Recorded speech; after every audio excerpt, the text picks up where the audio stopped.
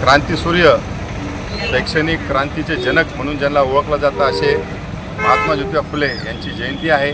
त्यांच्या जयंतीच्या अनुषंगाने आम्ही सर्व या ठिकाणी जे भीमसैनिक असतील, शिवसैनिक असतील, आम्ही आज जनतेला किंवा आमच्या विद्यार्थी मित्रांना विशेष करून आणि विशेष म्हणजे माता भगिनींना मला एक सांगायचं आहे की महात्मा ज्योतिबा फुलेंचं कार्य जे आहे ते एका मुलीला चुलीपासून बाहेर काढून आज राष्ट्रपतीपर्यंत, पंतप्रधानापर्यंत घेऊन जायचं। आज आपल्या महाराष्ट्राच्या पहिल्या उपमुख्यमंत्री या महिला आहेत। आपण कुठेतरी त्यांनी जो आपल्याला संदेश दिला होता की विद्येविना मती गेली, मतीविना नीती गेली, नीतीविना गती गेली, गतीविना वित्त गेले आणि वित्ताविना सूत्र खचले, एवढे सारे अनर्थ एका अविद्येने केले।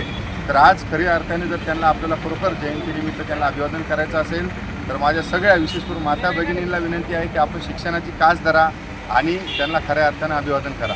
सर्व महाराष्ट्रातील नागरिकांना महात्मा ज्योतिबा फुले यांच्या जयंतीच्या खूप खूप शुभेच्छा।